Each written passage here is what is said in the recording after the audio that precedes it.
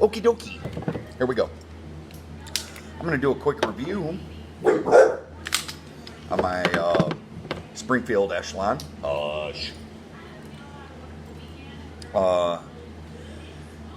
did a couple videos on my upgrades for my Glock 47. So, real quick rundown on that. I took it, had it for a while. Let me think, a little bit over a month, maybe. I don't know. So it was a Glock 17 on a 45 frame. You can go back and watch the video on it and see what I had done to it. But for some reason, it just didn't fit the niche that I was looking for. I could take the slide off my Gen 519, put it on the 47 frame, and have a Glock 45, or put the 47 slide on the Glock 19 frame and have a 19L gun, which was dumb. I don't understand that logic, but anyways. So the Echelon came out. I was kind of skeptical on it. It's clear, as you can see.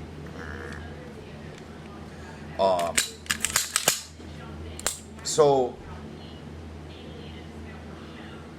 I did a shoot thing with it, and I did a video on the actual optic that I had on this gun, the Hollow Sun 407C that I got from Amazon. There were some issues, whatever. But so I ended up going with the Trigicon RMR dual luminant. I really like it. It doesn't drown out the sights, so you can. The brighter the light, the brighter the dot, yada yada yada. So I think I'm maybe 300 rounds into it. I'm doing this video. I mean, I was kind of waiting on doing it. I wasn't going to do one because there's so many of them out there about this gun. And a lot of people are comparing this as to the Glock.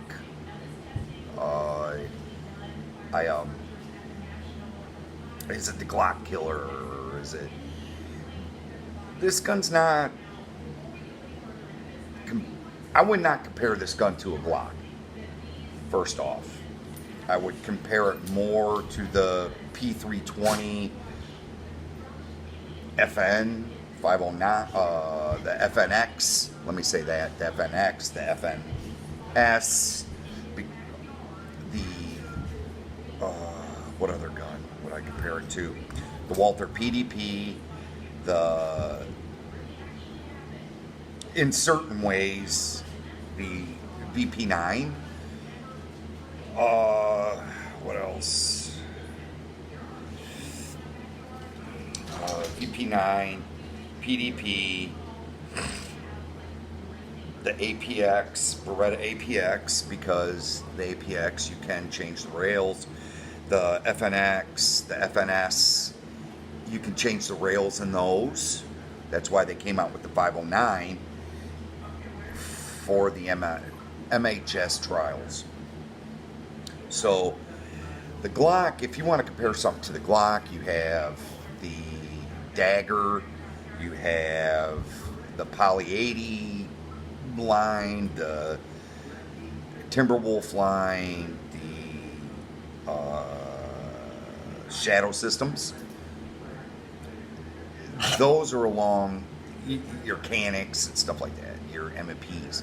Those are more along the line of Glocks. The VP9, it's here nor there. It's a striker fire gun, but with the slide serrations, the cocking tabs, you're able to change the side panels and the back panel, so whatever. But so I was waiting to do a video on this pistol. I really like it. The reason being, we're going to go over it. It's double undercut here. it's undercut there, and it's rounded out. You get the 3 interchangeable. This is a medium grip frame here. So I have the medium grip, the medium frame on this one. It has a flat face trigger. It's really nice, crisp trigger pull. Here's the reset for those who are trigger snobs. Right there. And right there. So it takes down like your SIGs, your Beretta, your Smith & Wesson. You have your takedown lever here. Just bring it down after you lock the slide back, and it has its trench cut here for press checking. If you can see that right here. It has its back cocking serrations, for those press check.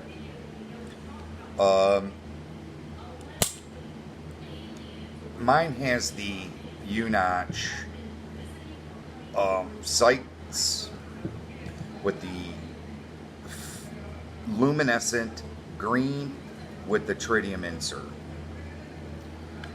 So, as you can tell, my green dot.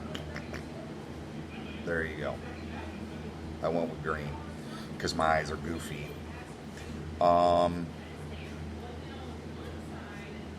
So it's totally ambidextrous.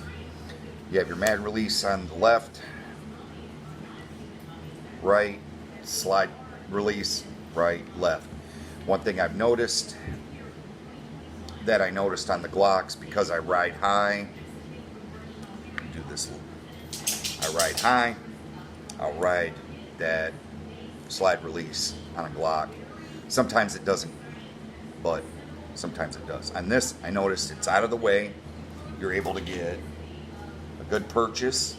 You have this memory pad or gas pedal or this ledge here to rest your thumb.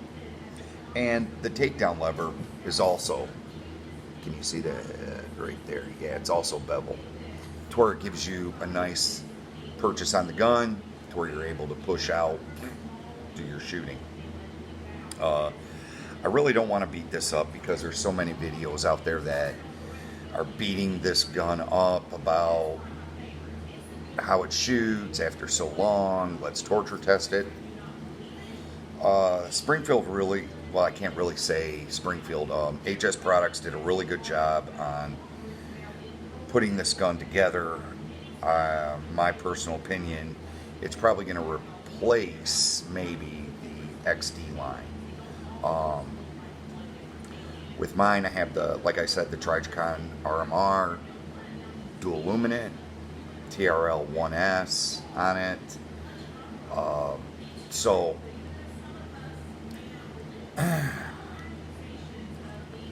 it has the full length 1913 rail for lights, lasers, and gadgets. It's really undercut here. Gives you that 1911 feel on this gun. It's stippled on the front here, here, here, up in here, here, back there.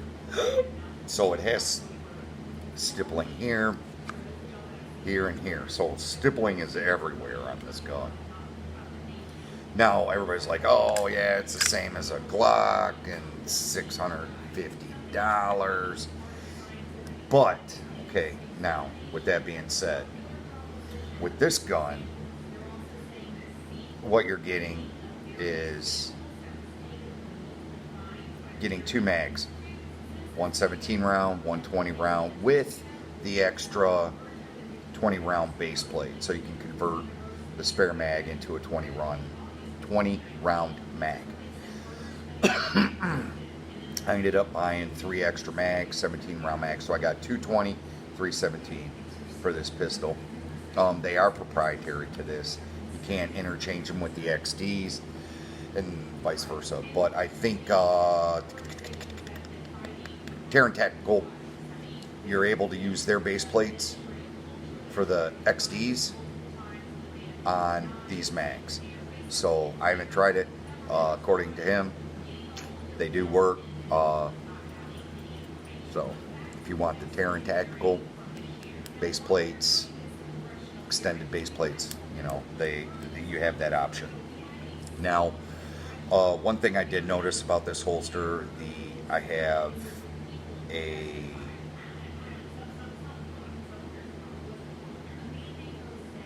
Sanus holster, which I forgot to bring out. I don't know why, but I did. It's a good holster. I like it. I modified this one. It's for a Glock 21, which I don't have anymore. This holster's been sitting around and I wanted to try it. So I actually modified it for the optic. And that's what I carry inside the waistband. So I like this clip. So yeah, that's this holster that I use. A guy on Facebook, Chase Custom Holsters. He's Michigan local based guy. He made this holster for my Glock 21 when I had that a while back. And this holster's just been sitting around collecting dust, so I thought I would use it. Now, the reason I went and did that is if you could see right here where the ledges are, it kind of sticks out, gives it a little bit more of a wider profile. So by using this, it works okay. Works great. Does what I wanted to do. And then for a weapon light holster, which not too many companies, I don't know. I guess there are companies that make holsters for it, but not for lights, but they do. I think they do. It's for the Surefires. So, but I got this holster off Amazon, R&R.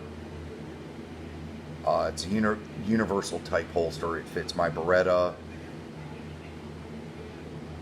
My SIG fits a little loose in it, my P220, but it still works. My Glock 19 fits in this, and so does this gun and yeah. It's actually held in by the light, and it's somewhat molded up here, but it's actually made for my Beretta. I bought it because I wanted a holster for my Beretta. It's getting kind of wore out now because I've had it for a while. But I modified these belt loops, the pancakes from Bravo Concealment. I just put the screws in here, let these drop down, mark my holes, drilled them out, put the screws in. So now I got the pancakes instead of the regular belt loops. So it does have a beveled mag well. Let me do this real quick. I'm not going to go into too much detail, but if you can see, ooh, it's too bright.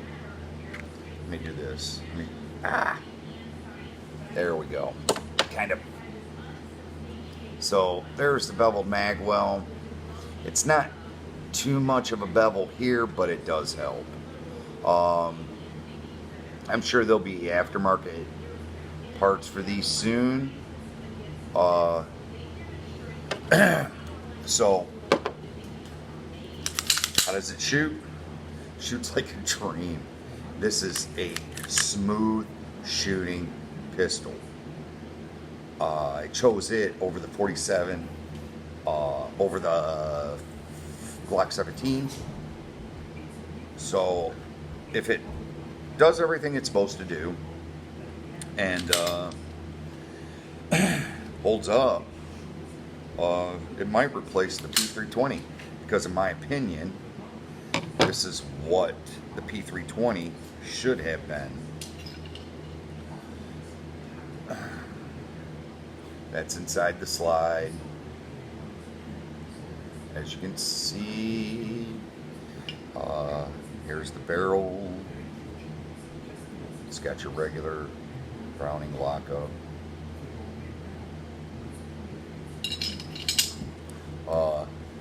It has the flat captive recoil spring, which is pretty nice. And then it just plops right back in. And then you have your caulk system, which is in here, which when you first get it, it's kind of a pain in the ass to get it out because it's new. I've taken mine out a couple times. It's just, I don't know.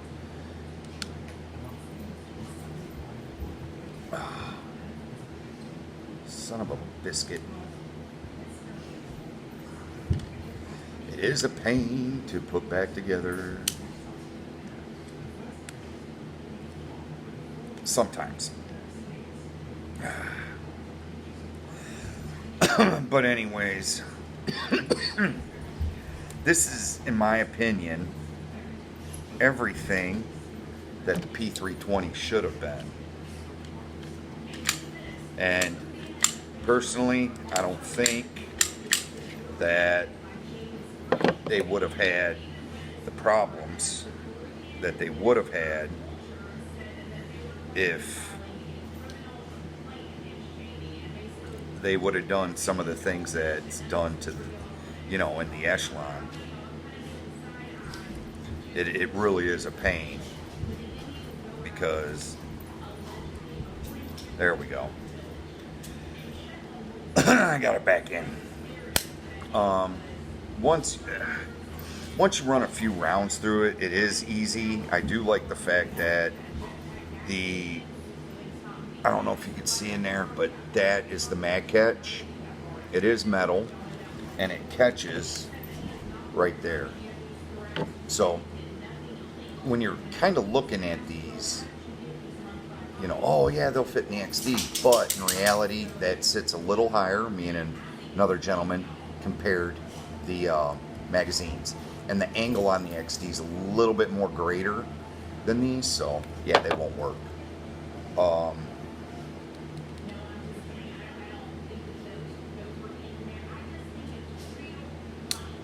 I've only had that out a couple times. I wanted to learn how to do it, but this is actually a pain to get back in. It's a trick, and you got to mess with it. But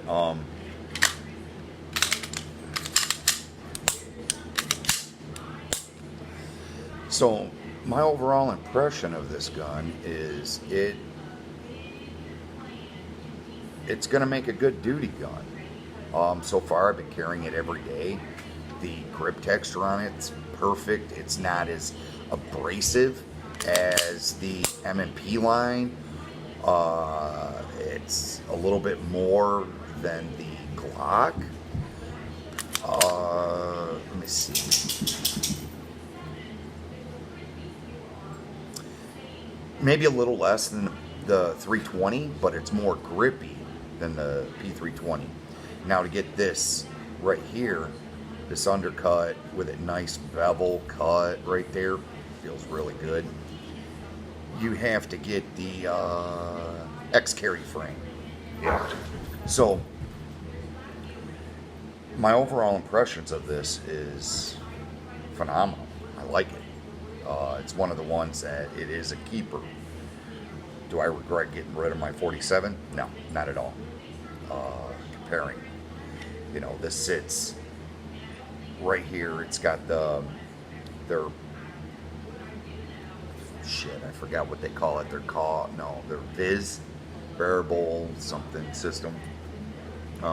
It has pins that you move around, turn, adjust for 31 different optics, and they sit flush, except the three that takes the special mount that it raises it up. You would have to get suppressor sights for it, but besides those three optics, the rest of them, even with the Hello Sun 407C I had on there, it does sit flush. And there you go. That's through the window. So if your optic goes down, you still have your iron sights that you can use, and you don't have to adjust your point of aim with suppressor height sights. And I think that's where people need to start practicing with their iron sights if you have suppressor height sights, because it changes your point of impact. Well, more or less, yeah, your point of impact. So, with that being said, I did take it totally apart. Cleaned it real good on the inside after I ran a couple hundred rounds through it. Just kind of get the factory gunk out of it. But yeah, my honest opinion about the gun is, if you can, try one and compare it to what you have. Now, I still have my Glock 19. I'm not getting rid of my Glock 19 because of the aftermarket parts for it and everything. I can't get rid of it. So, yeah. Because that gun's never failed me at all, period. And it's a good gun. It really is a good gun. It's a non-MOS. So, my final thoughts on the Echelon is, you can buy, they have the 3 frames just like SIG does: small, medium, large. Now, with each frame comes with the 3 back straps. So you can actually run the large frame with the small or medium back strap, or the medium frame with the small, medium, or large back strap, or the small frame with the medium or large back strap. So you can run it however you want. So my honest opinion about this gun is really great. And the way they did this right here, it just, your thumb just rests right there on that shelf. And I got big old meat hands too, so if you can see, right there is where the mag release is. So my trigger finger never hits that to release it. So, and I got big hands, so to kind of give you a hint, this is a 4.5-inch barrel gun. So, what else? If you have any questions, just hit me up. Thanks for watching. Thanks for people subscribing. I didn't think I'd really get anybody to subscribe. I mean,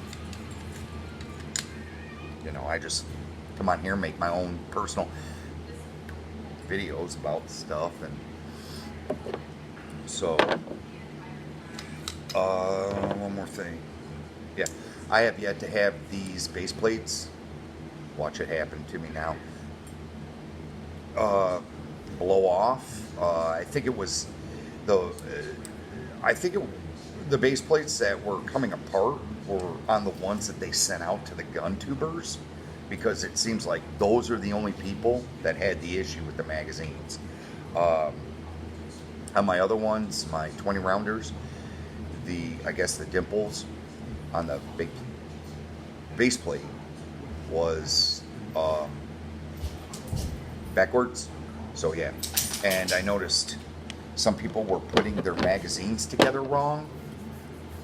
Oh shit, hold on.